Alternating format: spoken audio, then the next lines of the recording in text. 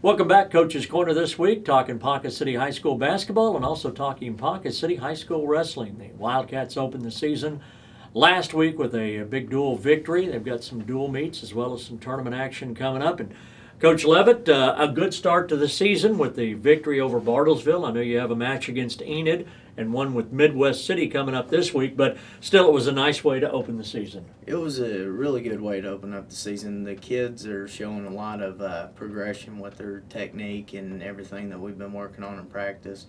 A lot of wrestling skill that they didn't possess in last year. So we're developing and we're getting better and better each day. So.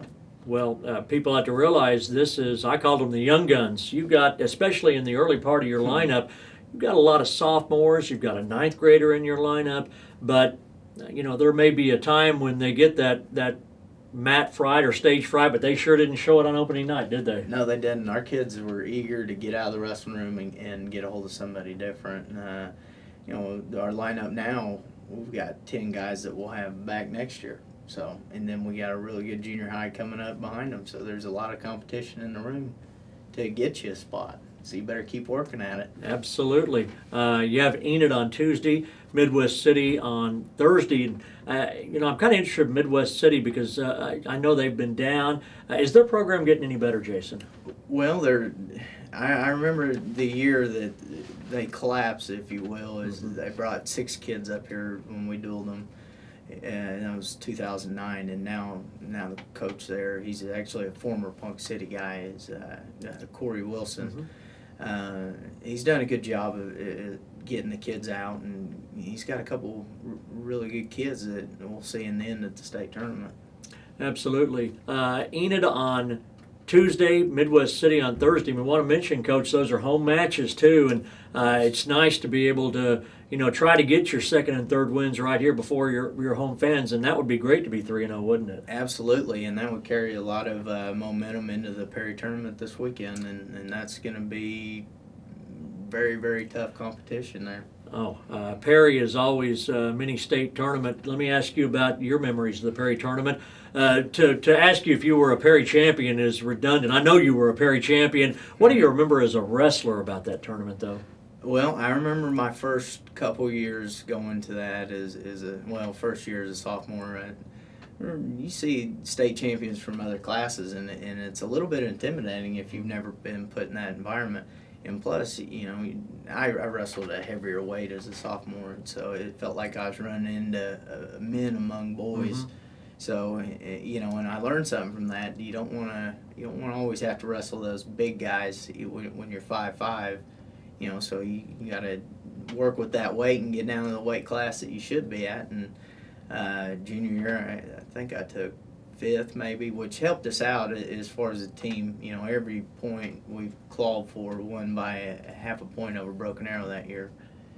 And my senior year, I won that thing. So, it was some stout competition, some guys that went on to be state champions that year, and really good start to the season and let me know where I was.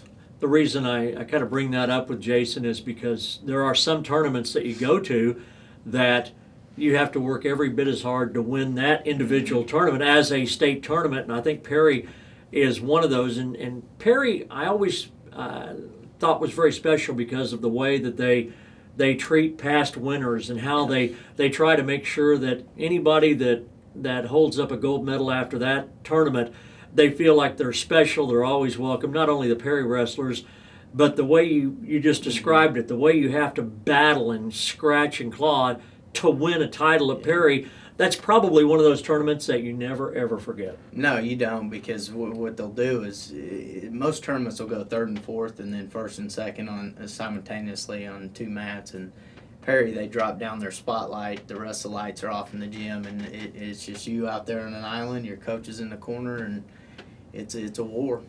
It is a war. Who are some of the top teams? And again, one of the things that makes the Perry tournament so tough is that it's a who's who of wrestling teams in our state. Besides the great local teams that we have, who else is going to be there? Well, we're going to have Stillwater, Sand Springs, Union, Yukon will be there, Perry will be there, Muskogee will be there. Several other. Lawton MacArthur's going to be there for the first time. Just a lot of stout competition in every weight class. That's again one of the great things about the Perry tournament is that you have a war on your hands. It doesn't matter whether you're battling in there in the consolations. You better be ready. And I'm sure that you're ready to push some of your guys in. And let's see where they are. Absolutely. Last year we got out of there with one placer, and that was Caleb Burns. This year, I think we've got a really good opportunity to play several of those guys, if not get them to the finals. It's just going to come down to how bad do you want it, and just get after them from the first whistle to the last, and good things will come your way. Yeah, the great thing about the Perry tournament too is it's just a stone's throw away, and a lot of fans can go down and enjoy all of the action on Friday and Saturday. And the Perry tournament, always one of the great tournaments, not only around this area, but it's statewide recognized as a great tournament. Coach, before we let you go, I know that we had a great crowd on Tuesday, and you encouraged those fans. I know those boys, especially those young ones, they heard those fans on Tuesday night. They'll hear them again, and I know that you really are building to try to get as many fans in that field house as possible. Absolutely. We want it to be a fan-friendly environment. We've worked with the band department and had the drum line there this past Tuesday, and I think it gave me chills just having that noise and the fans cheering for them. The high steppers, the cheerleaders. It was just an awesome community environment and an event, and our kids.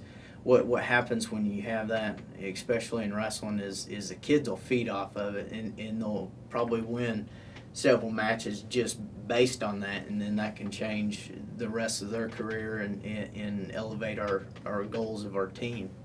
We hope that our fans will look at how hard our coaching staff is working and our wrestlers to get that back, and certainly a great chance for our fans to be there on Tuesday and Thursday, and then make your way down to Perry this week for a busy week of wrestling. Good luck to Jason Leavitt. Good luck to the Wildcat Wrestlers. That's this week's Coach's Corner.